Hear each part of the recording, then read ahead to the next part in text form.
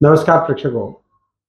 पुणे शहरामध्ये भारतीय जनता पक्षाच्या शहर अध्यक्षपदी धीरज घाटे यांची पुन्हा नेमणूक झाली आहे. पत्रकारांशी बोलताना त्यांनी सांगितलं की पुणे शहरामध्ये पुणे महानगरपालिकेच्या निवडणुकीमध्ये भारतीय जनता पक्षाचाच महापौर होणार.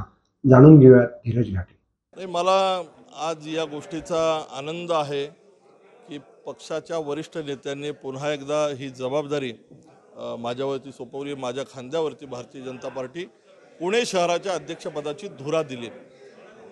लोकसभा आणि विधानसभा दोन्ही निवडणुकीत भाजपा म्हणून पुण्यात खूप चांगली कामगिरी झाली आहे, चांगलं यश मिळालं आणि आता येणाऱ्या महानगरपालिकेत सुद्धा आम्ही मोठ्या मताधिक्याने महानगरपालिकेमध्ये जिंकून येऊ. पुण्याचा महापौर हा भारतीय जनता पार्टीचा होईल. या दृष्टीने आता पुढच्या काळात आम्ही काम करू. मला असं वाटतं की पक्ष प्रत्येकाला योग्य ठिकाणी संधी देत असतो. अनेक नावं इच्छुक होती हे खरं आहे, पण शेवटी पक्षाने काहीतरी विचार करून ही जबाबदारी माझ्यासारख्या कार्यकर्त्यावरती दिली आणि अशा सगळ्या नेत्यांना, पदाधिकाऱ्यांना, कार्यकर्त्यांना सोबत घेऊन पुढच्या काळात एक चांगलं युनिट भारतीय जनता पार्टीचं सक्षम काम पुणे शहरात आम्ही उभं करू. नाही, मी म्हटलं ना की 5.5 लाख प्राथमिक सदस्य आम्ही पुणे शहरात केलेत, सक्रिय सदस्य मोठ्या प्रमाणात केलेत. दोन्ही निवडणुकांमधलं यश पुण्यात चांगलं मिळालेलं आहे. आमची मंडळाची रचना, सगळं संघटनात्मक आमची युनिट तयार आहेत. 26 मंडळांना आम्ही अध्यक्ष नियुक्त केलेत. त्या 26 ठिकाणी आमच्या कार्यकारिणी होतील. पक्ष म्हणून जे जे कार्यक्रम आम्हाला सुचवले गेले किंवा त्या वेळेस जे विषय आले त्या विषयाला अनुसरून आम्ही कार्यक्रम केले, लोकांपर्यंत पोहोचलो आणि पुढच्या काळातही केंद्र सरकार आणि राज्य सरकारच्या योजना असतील, मोदीजी आणि देवेंद्रजींच्या सरकारच्या माध्यमातून केलेली कामं असतील, ही घेऊन आम्ही जनतेपर्यंत पोहोचू. पुण्यातले काही छोट्या मोठ्या तक्रारी, प्रलंबित प्रश्न असतील, त्या भागातले महापालिकेशी संबंधित, हे घेऊन आम्ही महापालिकेमध्ये धडकू आणि पुढच्या काळात पुण्यातल्या जनतेसाठी 24/7 आमची यंत्रणा ही कार्यरत असेल. महानगरपालिकेवरती भारतीय जनता पार्टीचा महापौर विराजमान होण्यासाठी आमचे प्रयत्न राहतील.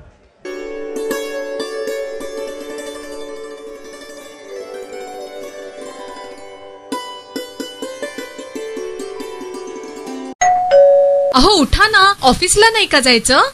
अगं मला आज फ्रेशच वाटत नाही, काही करायची इच्छाच नाही. अहो मग तुम्ही आजपासूनच न्यू युनायटेड फार्मसीचे गुड मॉर्निंग चूर्ण घेणं सुरू करा. अपचन, मलावरोध, बद्धकोष्ठ, आम्लपित्त आणि पोटाच्या तक्रारींवर खात्रीशीर आयुर्वेदिक उपाय. गुड मॉर्निंग चूर्ण. 35 वर्षांपासून सगळ्यांच्या पसंतीचे गुड मॉर्निंग चूर्ण औषधांच्या प्रत्येक दुकानात मिळते.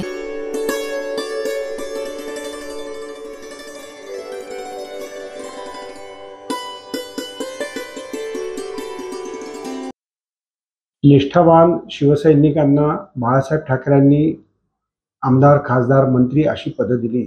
तोच वारसा एकनाथ शिंदे हे चालवत आहेत आणि यापुढे शिवसेनेचे खरे वारसदार हे एकनाथ शिंदे आहेत, असं आनंद अडसूळ यांनी आज सांगितलं. पुण्यामध्ये एकनाथ शिंदे गटाच्या शिवसेनेचं आज एक शिबिर झालं. त्याला डॉक्टर नीलम गोरे उपस्थित होत्या. पदाधिकाऱ्यांना या दोघांनी मार्गदर्शन केलं.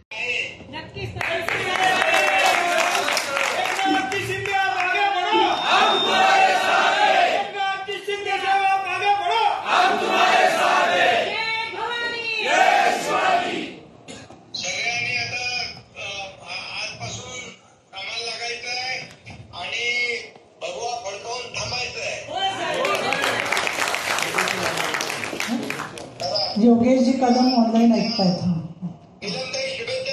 हो धन्यवाद साहेब. योगेशजी कदमांनी आता सविस्तर मार्गदर्शन केलंय, त्यांचे धन्यवाद.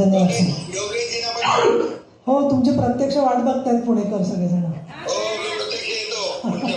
ओके धन्यवाद साहेब. सदस्य आहेत, नगरपालिकेचे नगरसेवक आहेत, महानगरपालिकेचे नगरसेवक आहेत, जिल्हा प्रमुख आहेत, संपर्क प्रमुख आहेत. तर खरोखर तुम्हाला खूप धन्यवाद द्यावे लागतील. एक अशी सुंदरशी संकल्पना या ठिकाणी आपण राबवत आहात आणि तोलामोलाची माणसं आपण या ठिकाणी बोलवलेली आहेत. तोलामोलाची माणसं म्हणण्याचं कारण ज्यांनी प्रतिनिधित्व केलेलं आहे पदाधिकारी म्हणून बोलताना सांगितलं असेल. दुसरं महत्त्वाचं आजचं शिबिर घेत असताना आपली आजची राजकीय भूमिका जी सगळी आहे त्या राजकीय भूमिकेच्या मध्ये महानगरपालिका निवडणूक आणि स्थानिक स्वराज्य संस्था म्हणजे जिल्हा परिषदा पंचायत समितीच्या निवडणुका या कुठल्याही क्षणी जाहीर होतील आणि पुढच्या 5 ते 6 महिन्यामध्ये लवकरात लवकर 4 महिन्यात घ्या निवडणुका असं सर्वोच्च न्यायालयाने सांगितलेलं आहे. म्हटल्यावरती आपल्याला गट आणि गणनिहाय बांधणी करणं फार गरजेचं आहे. मला सांगायला काही संकोच वाटत नाही आहे, परंतु काही सभांमध्ये गट आणि गणनिहाय म्हटल्यावर गट म्हणजे नक्की कुणाचा गट, आपला गट का असा विचार येतो. तो जिल्हा परिषदेचा गट आहे, स्वतःचा गट नाही आहे इथपासून सांगायची वेळ येते काही वेळेला. आणि गण म्हणजे तर अगदी छोटा.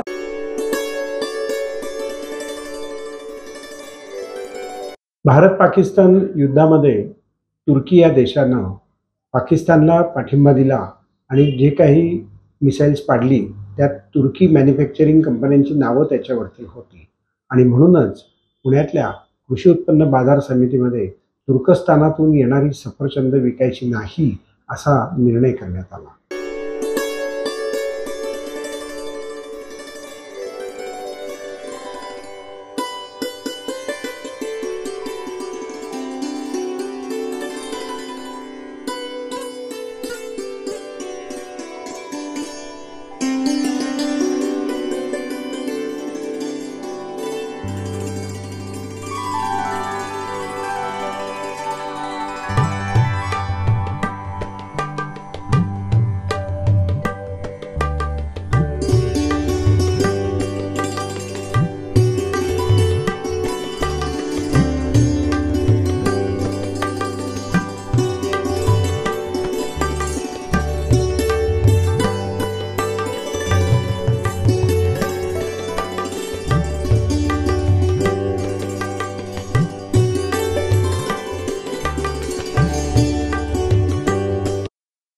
आदिवासी समाजाची संस्कृती, त्यांचे खाद्यपदार्थ, कपडे आणि त्यांचा असलेला विकास हा समाजापुढे येण्याकरता DICCI Dalit chamber of commerce and industries सदैवानं प्रयत्नशील आहे अशी माहिती पद्मश्री प्राप्त मिलिंद कांबळे यांनी आज दिली. पुण्यातील गणेश कला क्रीडा मंदिर इथे 17 मेपर्यंत हे प्रदर्शन चालणार आहे.